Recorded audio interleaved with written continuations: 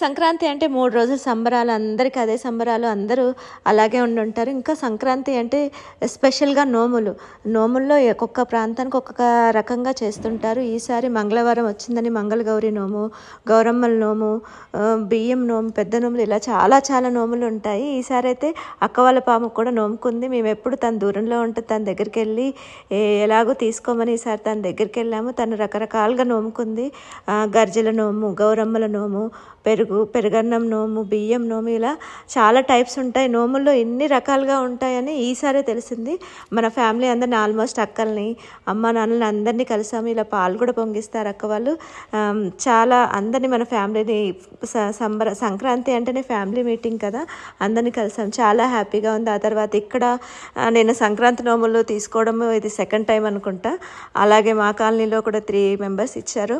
ఒక్కొక్కరు ఒక్కొక్కలాగా నోముకున్నారనమాట. ఒక్కొక్కరిది ఒక్కొక్క టైప్ సాంప్రదాయం. పిల్లల నోము నేను మ్యారేజ్ అయితేనే నోముకుంటారు అనుకున్నాను. చిన్నపిల్లలు కూడా నోముకుంటారంట. పెళ్లి కాని పిల్లలు కూడా నోముకున్నారు. మంగళవారం వచ్చిందని మంగళగౌరి, బియ్యం కూడా నోముకుంటారు.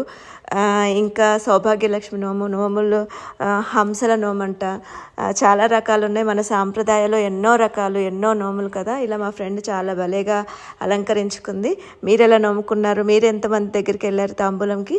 నాకు కామెంట్ బాక్స్లో పింక్ చేయండి. నమస్తే.